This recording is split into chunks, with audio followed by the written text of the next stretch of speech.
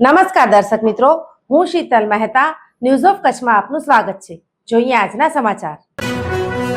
કચ્છ જિલ્લામાં પ્રતિબંધિત વિસ્તારમાં પ્રવેશ કરનાર બે વ્યક્તિઓ જે કાશ્મીરી નાગરિક છે તેને એસઓજી પોલીસે પકડ્યા।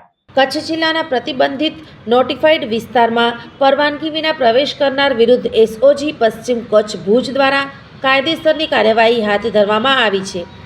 ભારત સરકારના ગૃહ મંત્રાલય દ્વારા જાહેર કરાયેલ નોટિફિકેશન મુજબ સરહદી વિસ્તારોમાં પ્રવેશ માટે અધિકૃત પરવાનગી આવશ્યક છે।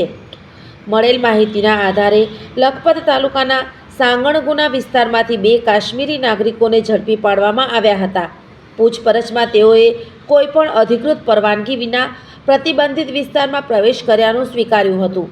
આથી બંને આરોપીઓ જાવેદ ઇકબાલ અબ્દુલ મજીદ રેસી ઉંમર વર્ષ 28 અને તારીક હુસેન હસનદ્દીન રેસી ઉંમર વર્ષ 22 રહેવાસી જમ્મુ કાશ્મીર વિરુદ્ધ નરા પોલીસ સ્ટેશનમાં ગુનો નોંધાયો છે। આ કામગીરી એસઓજી ભુજના પોલીસ ઇન્સ્પેક્ટર એડી પરમાર તથા ટીમ દ્વારા કરવામાં આવી છે અને વધુ તપાસ ચાલુ છે। પોલીસ દ્વારા જનતાને અપીલ કરવામાં આવે છે કે સરહદી વિસ્તારોમાં કોઈ પણ શંકાસ્પદ વ્યક્તિ કે ગતિવિધિ જણાય તો તાત્કાલિક પોલીસને જાણ કરવી।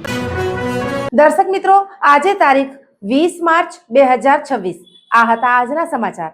આવતીકાલે ફરી મળીશું, ત્યાં સુધી મને રજા આપશો। નમસ્કાર।